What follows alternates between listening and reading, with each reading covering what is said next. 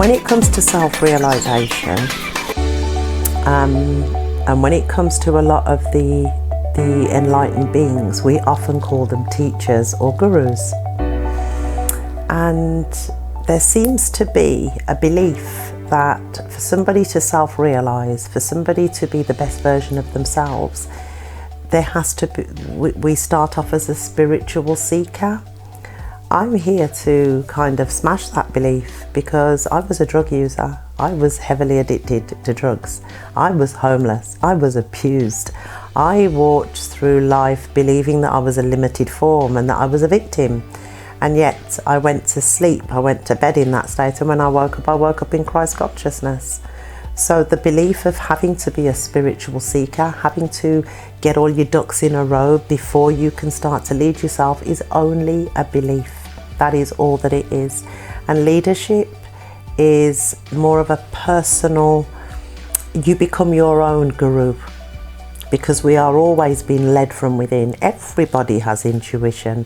It's just that the things that are appearing to cover the intuition are the things that I get you to look at, throw out, and you can lead yourself.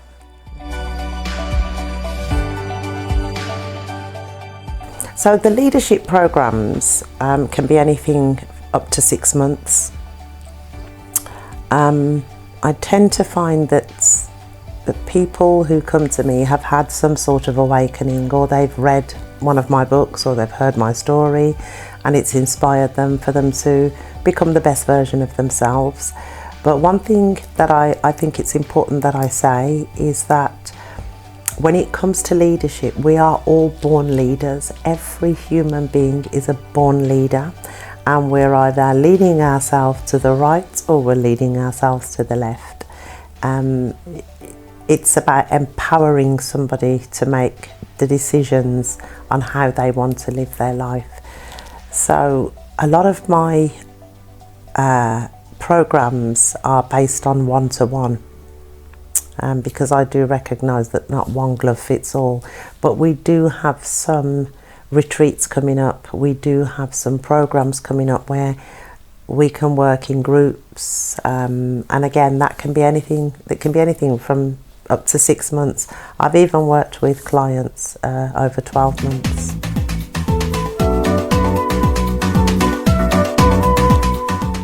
So the 3 Steps to Freedom course is a course that a lot of people who have had emotional pain whilst going through personal development or getting onto that path of enlightenment, they just seem to feel that they know it all, they've heard it all, they've sat for hours and listened to videos, they've had mentors, but there is something that is missing.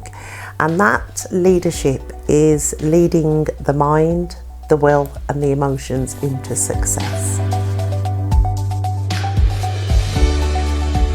Another program that I do is for people that have, it's quite a new program this one is, but it's for people that have been caught up in addiction, and the addiction is heroin, crack cocaine.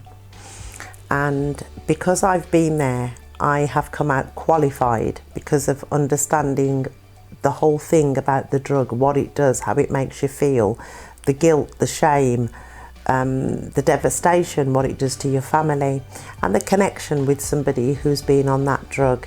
It's that instant, deeper connection that I have.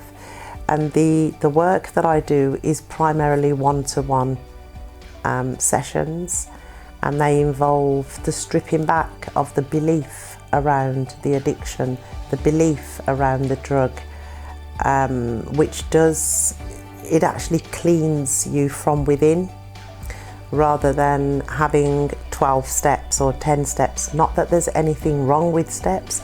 I am just like a dentist dealing with an emergency patient that wants that tooth pulled out.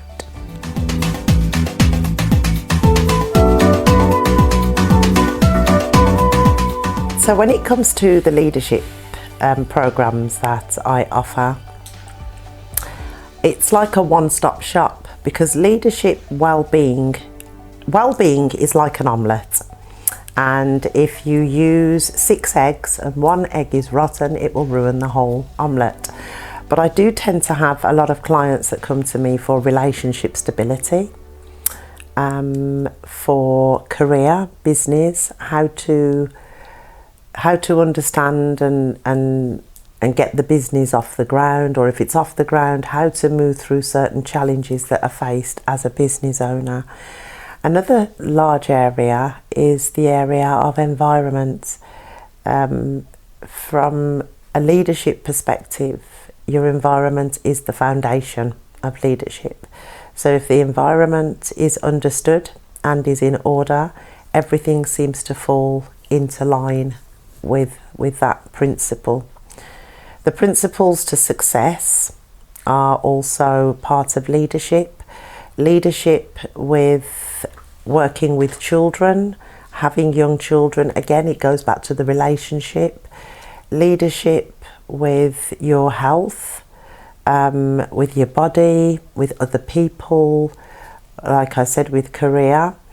And at the very bottom of leadership, the very last thing about leadership is finances. Although I know finances is the economy is an important part of human nature, because that is how we can pay for things and buy for things and gift people. But in reality, the finances are the consequence of leadership action. So it's an automatic, it's like a bypass for your actions. And so that is all covered in leadership. But primarily I do have people that come to me for emotional well-being, relationship well-being, and for career well-being.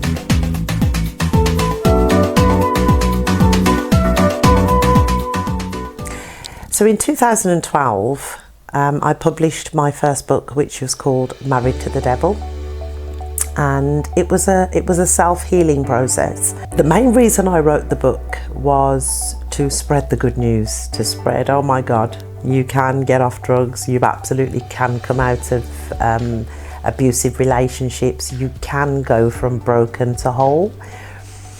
But the absolute reason, the main reason that I wrote that book and this book, Trapped by the Devil, which I published last year, 2021, is because I remember being that broken, vulnerable person, and it didn't matter what was happening in that world. I just wanted to hear of a success story of somebody who had actually come away from that lifestyle to give me hope. And that is the absolute reason why I decided to write both books. I don't hold back, I tell it like it is. I talk about things that people wouldn't talk about, because it's having that connection with that soul that feels lost. When we hear of somebody who has been where we've been, or been lower than where we've been, and has actually come out, it gives absolute hope. And that is the reason, the only reason why I wrote both and published both of my books.